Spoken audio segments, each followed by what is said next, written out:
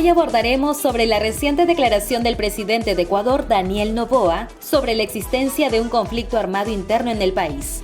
Las autoridades gubernamentales sostienen que se necesita más de $1.000 millones para enfrentar la guerra. En este programa exploraremos los detalles del proyecto de ley presentado al Parlamento que busca aumentar el impuesto al valor agregado del 12 al 15%, así como las diferentes posturas y oposiciones que ha generado.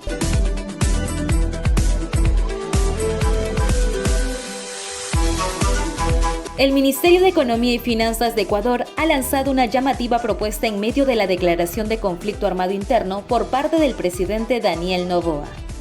Según las autoridades, el país necesita más de $1.000 millones para hacer frente a esta situación.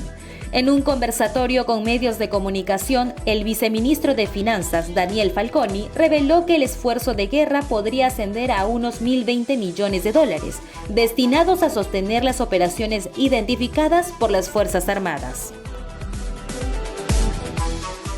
La respuesta del gobierno ante esta coyuntura ha sido la presentación de un proyecto de ley denominado Ley Orgánica para enfrentar el conflicto armado interno, la crisis social y económica.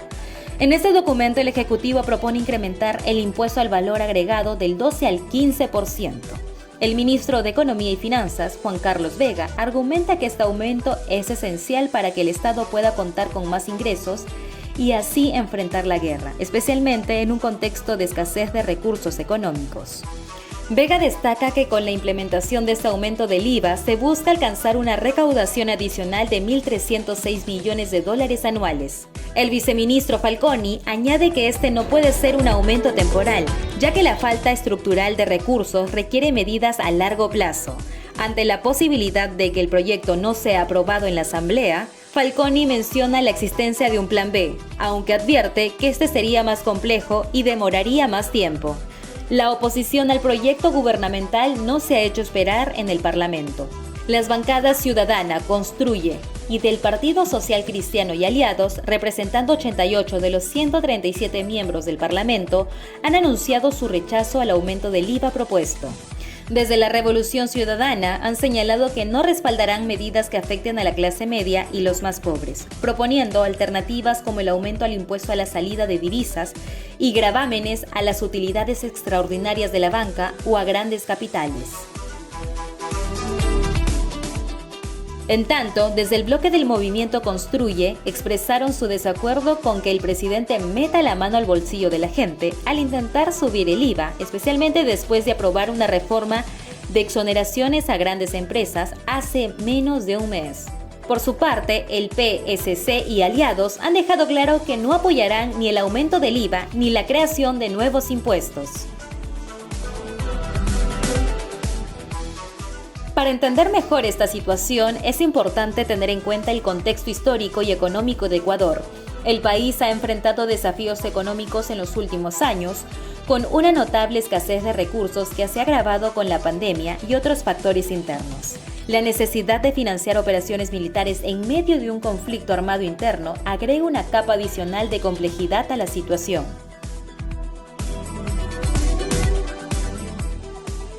Además, el debate sobre el incremento del IVA no es nuevo en la región. Muchos países han considerado este tipo de medidas como una reforma de aumentar los ingresos fiscales, pero también han enfrentado resistencia debido al impacto directo que tiene en la población, especialmente en los estratos más bajos. La propuesta del gobierno ecuatoriano refleja la tensión entre la necesidad de recursos y la preocupación por el impacto social de medidas fiscales impopulares.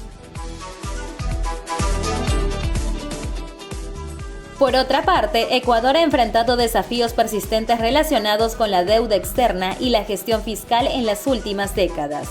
Ante la necesidad de buscar financiamiento, Ecuador ha recurrido a acuerdos con organismos internacionales, lo que ha llevado a medidas de austeridad y reformas fiscales en el pasado. La historia económica del país ha estado marcada por ciclos de crecimiento seguidos de crisis, lo que ha generado un ambiente político y social volátil. La pandemia de COVID-19 agravó aún más la situación económica, afectando los ingresos y aumentando las demandas en los servicios públicos. En este contexto, la declaración de un conflicto armado interno agrega una dimensión inesperada y urgente a los desafíos que enfrenta Ecuador. La necesidad de fondos para enfrentar la crisis interna representa un dilema crucial para el gobierno y la sociedad en conjunto.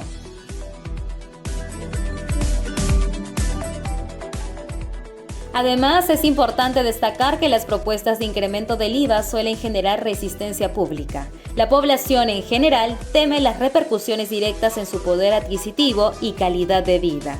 La historia regional muestra que estas medidas fiscales a menudo generan protestas y tensiones sociales.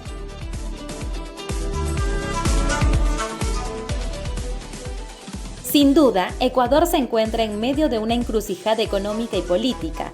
La declaración de un conflicto armado interno ha llevado al gobierno a proponer un aumento del IVA como medida para financiar las operaciones militares. Sin embargo, esta propuesta enfrenta una fuerte oposición en el Parlamento, con diversas bancadas expresando su rechazo y proponiendo alternativas.